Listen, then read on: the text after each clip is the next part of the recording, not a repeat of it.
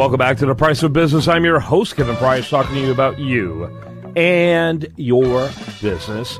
And we got a really cool entrepreneurial theme going on, talking about what's happening on the business front and that type of thing. And we're going to continue that with our next guest, Pamela Yellen. And she's with the website, bankonyourself.com. And she's the author of the book called The Bank on Yourself Revolution. Welcome to the program. Thank you, Kevin. I'm honored to be on. It's a New York Times best-selling book at that. Congratulations. Indeed, and that and a quarter might buy me a cup of coffee. I don't know. There's a certain amount of panache with that best-selling author part, but I appreciate your effort for humility. That's very nice. Talk a little bit about yourself and what led you to writing this book.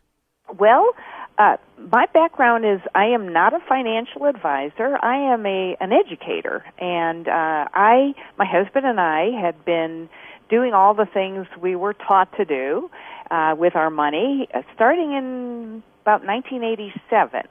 And we just never seemed to be able to get the kinds of returns they told us that we ought to be able to get. And so I started researching. And I've been a consultant, a business building consultant to financial advisors for 25 years now, and they're always bringing me their ideas, their best financial strategies. You know, they always think they've found the financial holy grail, and they want me to take a look at it. So I ended up investigating over 450 different financial strategies and products and services over 25 years because I wanted some things that my husband and I could do that made sense, and because I have a very curious mind.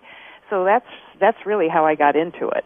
Yeah, very interesting. So tell me what where you start with people when they come looking for you to look for a different way of managing their monies. Well, I think what's really important, there are a couple financial principles that really were quite common for our grandparents and great-grandparents to do that have been lost by our, immediate gratification culture now. And a couple of those concepts are the idea of a substantial, safe and liquid emergency cash reserve. I mean, a lot of financial gurus, they'll tell you ought to have 3 to 6 months worth of a rainy day fund. But we all know from the recession that 3 to 6 months isn't anywhere near enough to get you through some of the things that can happen. You can lose your job. People did lose their job for more than a year, 2 years, and as a result, they ended up having to go into their retirement funds. They lost their homes. They were stressed, and they still are today. I mean, a lot of people really don't feel like they fully recovered from the recession. And so that's the first thing, and my advice is that you need 2 years worth of safe and liquid savings equal to 2 years of your household income.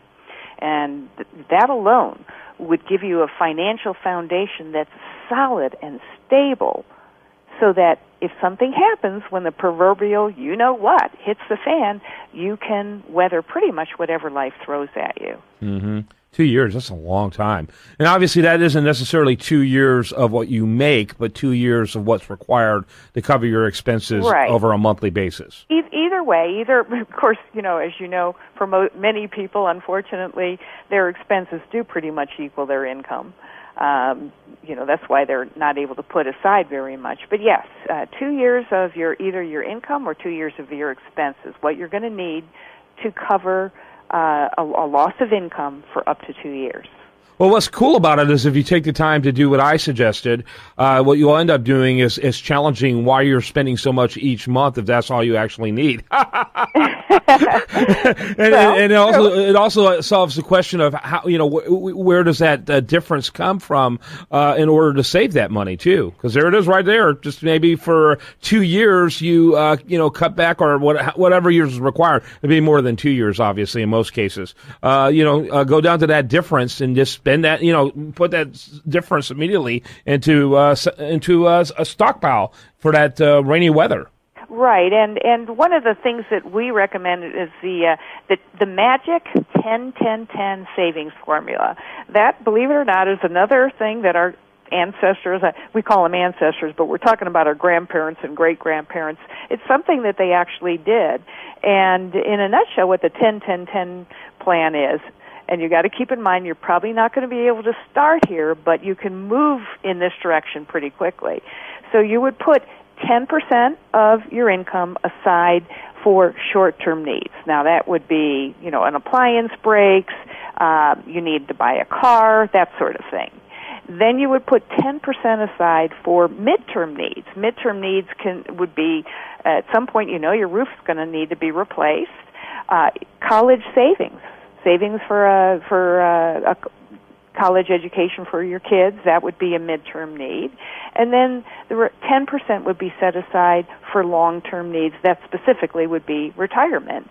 And most people would hear that and they go, what do you mean? That's 30% of my income. Where am I going to find that? And the key is that if you just increased your savings by 1% or 2% per year, you would be amazed at how fast your savings would grow. And when you do the 10-10-10 plan, you will hit a situation where you will never need to rely on banks and finance companies for money. Mm-hmm. You'll become your own bank. Yeah, you become your own bank, and that's part of what we teach in my book. We teach people how to become their own bank and basically bypass banks and Wall Street altogether. Too bad I'm kind of a jerk. I probably wouldn't give me a loan anyway. So, but you know what? That's a great concept, and I love it. People need to take control. They need to take ownership over what their monies and quit deferring to others. In such almost a sheepish sort of way. And I love the concept, and I encourage people to learn more about it. And love being able to chat with you today. I think it was very helpful.